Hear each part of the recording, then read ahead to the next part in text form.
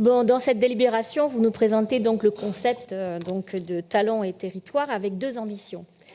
Et je vais m'arrêter, si vous le permettez, sur une ambition qui m'a particulièrement interrogée. Accompagner et développer la promotion sociale au plus près des territoires en m'appuyant notamment sur un exemple concret. Et vous allez le comprendre, le fameux campus des métiers de Blaye, campus sur la maintenance en environnement sensible. Projet que je connais bien parce que quand j'ai été députée, je l'ai beaucoup défendu et aujourd'hui je continue à le soutenir. Ce campus a été inauguré en février 2018 après de longues discussions sur sa mise en opérationnalité et sur le lieu de son incarnation. Une association est née il y a 3 ans, en 2021, et cela pour définir une gouvernance à plusieurs têtes, région, rectorat et avec les élus concernés. Je fais une toute petite parenthèse pour saluer notamment l'ancienne proviseure du lycée professionnel, Madame Boiroux-Canet, mais également Monsieur Rodrigue, qui est président de cette association et qui, je sais pour lui, le sujet est complexe par moment. Aujourd'hui, on renouvelle ce label de ce campus. C'est bien, Monsieur le Président, c'est bien, Monsieur le Vice-président. Mais à quand la construction? Ça fait 6 ans.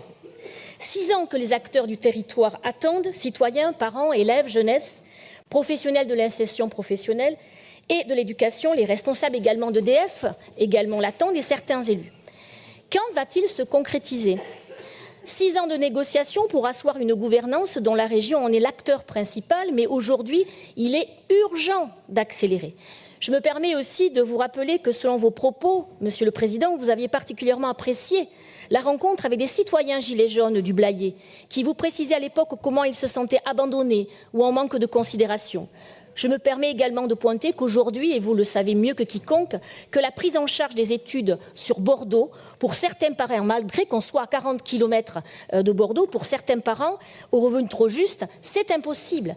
Nous avons également la problématique de logement, où nous ne pouvons pas forcément accueillir non plus toutes les formations continues que nous souhaitons.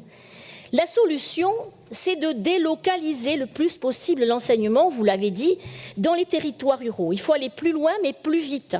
Mais je sais que le sujet de l'incarnation du campus de Blaye est un sujet complexe. Je vous demande d'être l'arbitre, je vous demande de trancher, car pendant ce temps-là, le territoire souffre.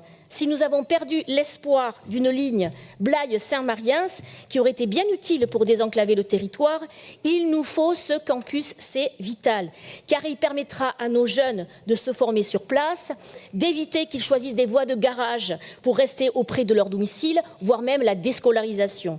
Ce campus est l'un des moyens qui permettra, je crois, de développer vraiment un développement économique et social.